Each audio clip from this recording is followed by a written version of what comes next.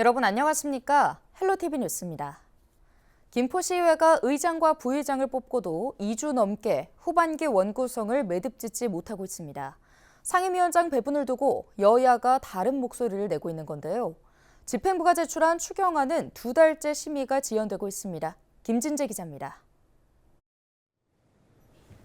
이달 초 우여곡절 끝에 의장단을 선출한 김포시의회가 상임위원장 배정을 두고 또다시 공전하고 있습니다. 앞서 후반기 원구성 방식을 두고 3개월 넘게 대립하던 김포시의회 여야는 지난 4일 임시회를 열고 국민의힘 김종혁 의원을 의장으로 더불어민주당 배강민 의원을 부의장으로 선출했습니다. 또 산업단지 조성에 따른 행정구역 조정안을 담은 조례 등 시급한 안건 22건을 이날 하루 일정으로 열린 임시회에서 모두 처리했습니다. 다만 김포시가 지난 8월 제출한 추가 경정 예산안은 상임위원회가 구성되지 않아 처리하지 못했습니다. 이후 상임위 구성에 나선 김포시의회는 홈페이지 공고를 통해 이달 18일 임시회를 열겠다고 예고했지만 임시회 하루 전 돌연 일정을 연기하기로 결정했습니다. 여야가 상임위원장 배분 방식을 두고 또다시 입장차를 보이면서 2주 넘게 임시회를 열지 못하고 있는 겁니다. 쟁점은 의회 운영위원장 배분. 취재 결과 여야는 도시환경위원회와 행정복지위원회 위원장직을 각각 나눠받는 데에는 이견이 없는 것으로 확인됐습니다. 국민의힘은 후반기 운영위원장 임기 2년을 여당과 야당이 각각 1년씩 나눠서 맞대 이미 원구성 갈등으로 허비한 기간을 고려해 내년 6월까지 국민의힘이 이후 1년은 더불어민주당의 운영위원장직을 맡는 방안을 고려하고 있습니다. 반면 더불어민주당은 의회 균형을 맞추고 집행부를 견제, 감시하기 위해서는 의장직을 양보한 야당이 운영위원장직을 맡아야 한다는 입장입니다. 의장, 부의장, 각 당의 원내대표. 그래서 한 서너 차례 만났습니다. 그래서 내부적으로 좀 조율을 하고 있고요. 또 추경은 3대3 예결위를 구성해서 본회의에서 이제 결의하면 되는 거거든요. 그래서 그런 방법도 지금 논의하고 있습니다. 김포시의회는 우선 홈페이지를 통해 오는 23일 임시회를 예고했지만 아직 여야 합의가 마무리되지 않은 만큼 실제 후반기 원구성은 더 늦어질 가능성도 있습니다. 헬로티비 뉴스 김진재입니다. 김병수 김포시장이 지난 18일 김동구 한강유역 환경청장을 만나 신곡 축구장 조성과 한강 하구 활동 등을 논의했습니다. 이날 김동구 한강유역 환경청장은 고촌읍 신곡 축구장 사업지 점검을 위해 현장을 방문했는데요. 현장에 동행한 김병수 시장은 한강유역 환경청으로부터 하천 점용 허가를 받아 조성되는 고촌읍 신곡 축구장의 주차장 추가 조성 방안과 한강 하구 활용을 위한 지구 지정 변경, 데크 산책로 설치 등을 위한 하천 점용 허가를 건의했습니다. 한편 김포시는 총 사업비 18억 원을 투입해 신곡리 190-19번지에 축구장 한 면을 조성할 계획인데요. 또 일산대교에서 김포대교 구간 철책 철거 후 한강 둔치 활용 목적을 확대하기 위해 한강 하천 정비 기본계획 변경을 제안해 협의 중에 있습니다. 부천시가 시민 683명을 대상으로 실시한 과학고 설립에 관한 설문조사에서 전체 응답자의 95.3%가 긍정적으로 답변했습니다. 부천 과학고 설립 필요성에 관한 질문에는 이공계 과학인재 양성이라고 답한 사람이 30%로 가장 많았으며 다양한 교육기회 제공, 부천 학령인구 유출 방지 등이 뒤를 이었습니다. 특히 초등학생 학부모 응답자의 98.9%가 과학고 설립 필요성에 공감하는 것으로 조사됐습니다. 이번 조사는 경기형 과학고 공모에 대비해 설문조사 업체 유니온 리서치를 통해 지난 7일부터 일주일 동안 진행됐으며 95% 신뢰 수준의 표본 오차는 플러스 마이너스 3.75%포인트입니다. 부천시가 내년 주민 제한 사업을 최종 선정하기 위해 주민참여예산위원회를 개최했습니다. 이에 따라 부천시는 주민 제한 사업의 순위를 우선해 내년 10억 원 규모로 관련 사업을 추진할 예정으로 의회 의결을 거쳐 내년 본 예산으로 확정할 계획인데요. 부천시는 공개 모집과 온라인 투표 과정 등을 거쳐 생활 밀착형 사업을 가려냈으며 올해 선정된 사업은 시정 참여 한 건을 포함해 모두 32건입니다. 주요 내용은 맨발 치유 숲길 조성, 안전한 야간 산책로 조성 등으로 사업 내용은 오는 12월 가운데 재정 공시와 주민 이참여 홈페이지를 통해 공개됩니다. 물류 취약지인 섬에서도 택배 배송 기간이 단축될 전망입니다. 국토교통부는 우정사업본부 4개 민간 택배사와 함께 21일부터 2주간 인천시 옹진군 4개 섬에서 도서지역 택배 공동배송 시범사업을 진행한다고 밝혔습니다. 대상 지역은 자월도와 승봉도, 대이작도, 소이작도입니다. 이번 시범사업으로 민간 택배사는 우체국 물류망을 이용해 도서지역의 택배를 배송할 수 있게 됐습니다. 또 기존 지파일 기준 3에서 4일 소요되던 배송 기간도 2일로 단축될 걸로 보입니다. 국토부는 현재 규정상 택배기사가 한 개 택배사와 전속 계약을 맺고 해당 택배사의 물량만 배송할 수 있는 규제도 도서 산간 지역에 한해 완화할 방침입니다. 국토부는 이번 시범 운영을 통해 사업성을 평가하고 개선 사항을 추가로 검토할 계획입니다. 유정복 인천시장이 서구 왕길동 공장 화재 현장을 찾아 피해 상황을 점검하고 신속한 복구를 위한 대책을 지시했습니다. 지난 20일 오전 8시 44분쯤 서구 왕길동 기계가공 공장에서 화재가 발생했는데요. 소방당국은 오전 9시 14분 대응 1단계, 오전 11시 2분 대응 2단계를 발령했으나 낮 1시 58분 대응 1단계로 하향 조정했습니다. 이번 화재로 인명피해는 없으며 헬기 등 장비 60여 대를 투입해 11시간 만에 진압했습니다. 현재 정확한 화재 원인은 밝혀지지 않았으며 공장 30여 동이 불에 타 재산 피해 규모가 클 것으로 보입니다. 유 시장은 이날 화재 현장을 찾아 화재 발생 경위와 조치 현황을 보고받고 피해 상황을 직접 점검했습니다. 유 시장은 관련 조사가 끝나면 피해 기업에 대한 지원 방안을 적극 검토해달라고 당부했습니다.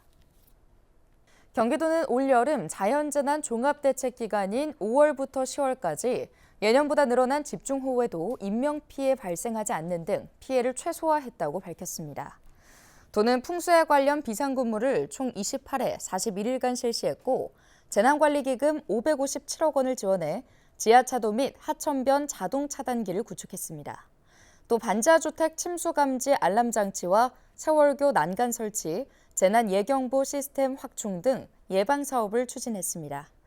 지난 7월 16일에서 19일 내린 호우로 파주 등 경기 북부에 73억 원의 피해가 발생하자 피해 시군에 재난관리기금 75억 원과 이재민 재해구호기금 2억 1,300만 원을 지원했습니다. 김성중 행정 일부지사는 과거보다 점점 심해지고 있는 이상기후 현상에도 불구하고 과거 행정을 답습하지 않고 강화된 재난대책을 수립해 피해를 최소화하기 위해 최선을 다했다고 말했습니다. 서울시가 이케아와 같은 세계적인 회사를 키우기 위해 디자인 산업에 5년간 1,700억 원을 투입합니다. 서울시는 16일 기자간담회를 열고 이 같은 내용을 담은 디자인 산업 발전 5개년 계획을 발표했는데요.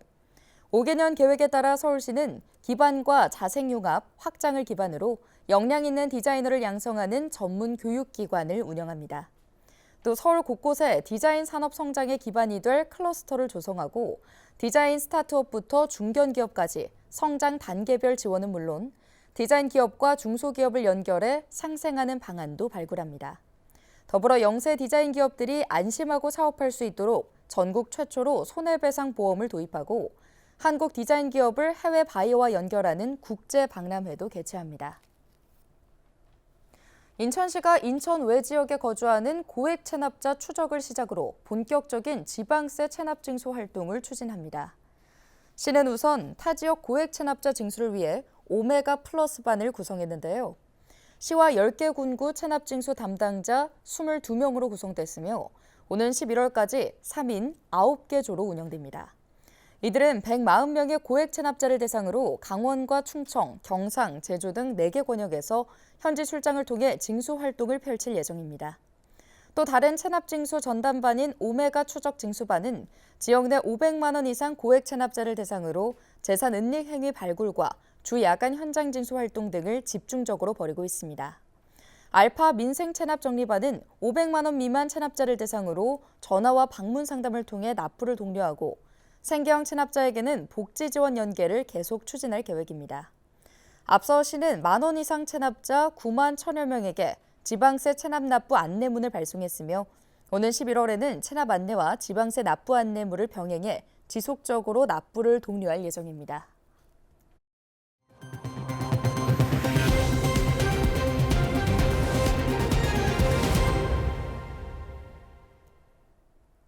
경기도의회가 2024 대한민국 SNS 대상에서 공공부문 최고상인 종합대상을 수상했습니다. 경기도의회는 정부 부처와 광역 및 기초지자체, 공공기업 등 12개 부문 91개 기관 중 가장 높은 평가를 받았는데요.